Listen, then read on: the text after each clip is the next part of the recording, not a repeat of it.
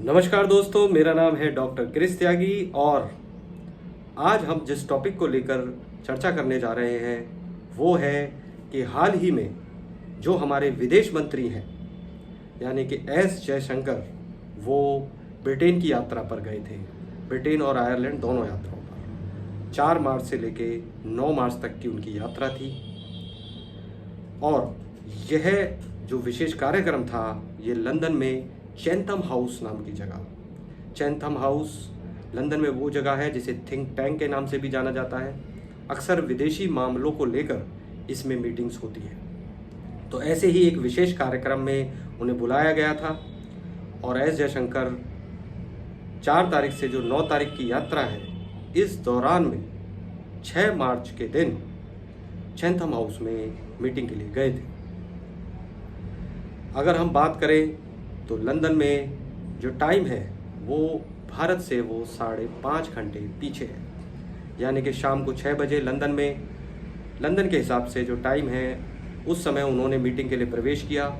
तो अगर हम भारत की बात करें तो यहाँ रात के 11:30 बज रहे हैं। उसके बाद उन्होंने मीटिंग की, ट्रेड, डिफेंस और आपसी रिश्तों को लेकर उन्होंने चर्चाएं की जो काफ़ी सक्सेसफुल रही। इस दौरान उस मीटिंग में कश्मीर मुद्दे को लेकर भी बात उठी, जिसमें एस जयशंकर ने यह साफ कह दिया कि जो पीओके है उसकी समस्या का समाधान, वहाँ पर शांति और सुरक्षा की बहाली तभी संभव हो सकती है जब पीओके को भारत को सौंप दिया जाए।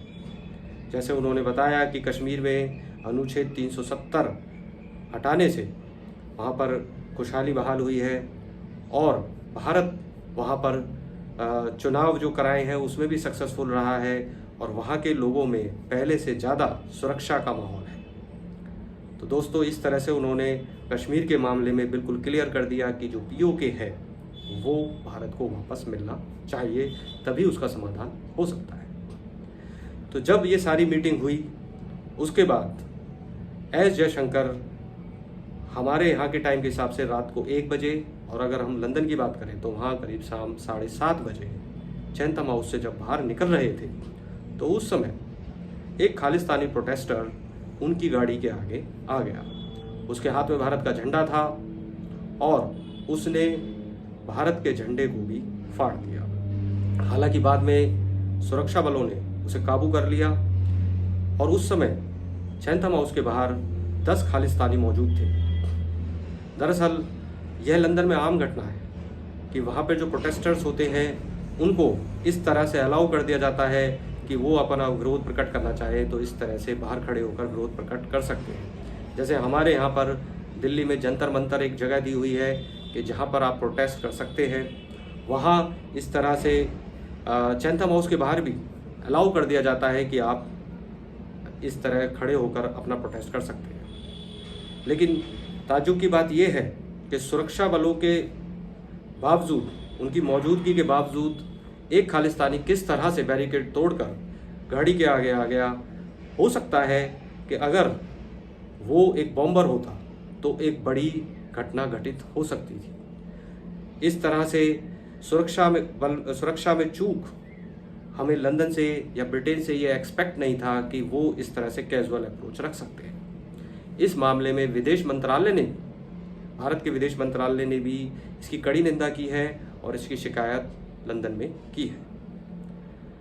आगे के लिए हम यही चाहेंगे कि ब्रिटेन इस तरह के कैजुअल अप्रोच ना रखे, इससे भारत और ब्रिटेन के रिश्तों पर फर्क भी पड़ सकता है।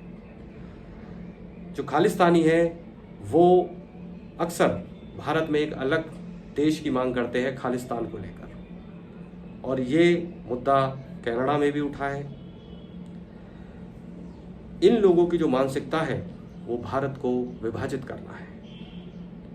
तो दोस्तों, हम ये उम्मीद करते हैं कि आगे हमारे जो विदेश मंत्री हैं एस जयशंकर, वो हमारे विदेशी मामलों को लेकर भारत का नाम देश विदेश में काफ़ी रोशन करेंगे और उनकी सूझबूझ के बारे में आप सभी वाकिफ़ हैं कि वो कितनी सूझबूझ से बातें करते हैं और भारत के मामलों को लेकर बहुत सजग रहते हैं। हम आशा करते हैं कि वो भविष्य में सुरक्षित रहें, और ये भी उम्मीद करते हैं कि जो हमारे जो साथी देश हैं और जो यूरोपियन देश हैं वो ऐसे मामलों में सुरक्षा को लेकर बहुत सजग रहे और इस तरह की घटनाएं कभी भविष्य में घटित ना हो।